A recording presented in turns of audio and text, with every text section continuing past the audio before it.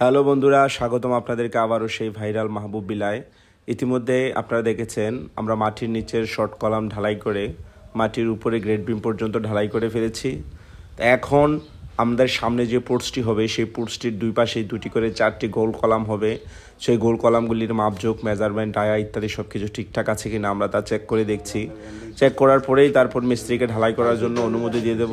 তো বন্ধুরা, প্রত্যেকটা কাজের জন্য দরকার একটা নিখুঁত পরিচর্যা ও নিখুঁত মাপজোক ইত্যাদি সব কিছু ঠিকঠাক মতো থাকলে একটি সুন্দর ও পরিকল্পিত বাড়ি দৃষ্টিনন্দন হয়ে সবার সামনে ফুটে ওঠে। আমরা চেষ্টা করতেছি আমাদের জায়গা থেকে সর্বোচ্চটুকু দিয়ে এই বাড়িটিকে সুন্দর ও একটি আধুনিক বাড়িতে রূপ দেওয়ার জন্য। আপনিও যদি আপনার বাড়িটিকে একটি আধুনিক ও নতুন রূপ দিতে চান তাহলে আমাদের স্ক্রিনে দেওয়া ফোন নাম্বারে আমাদের সাথে যোগাযোগ করুন। আমরা সারা বাংলাদেশের যে কোনো জায়গায় ইনশাল্লাহ আপনার পুরনো বাড়িকে নতুন করে দেব। দেশবাসী, আমার সম্মানিত ভিউয়ার্সগণ, আপনারা জানেন যে এই বাড়িটা এটা একটা পুরানো বাড়ি ছিল।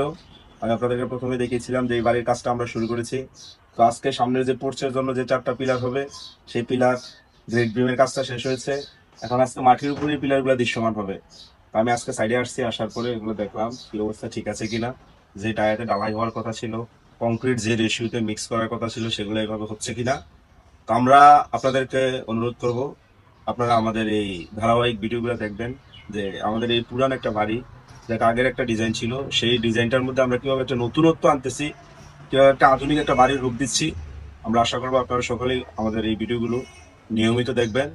এবং আপনাদের যে বাড়ি যেটা আপনারা করেছেন, যদি আপনাদের বাড়িটাও ভালো না লাগে, আপনারাও ইচ্ছে করলে আমাদের মাধ্যমে ডিজাইন করে এরকম সুন্দর একটি বাড়ির রূপ দিতে পারেন।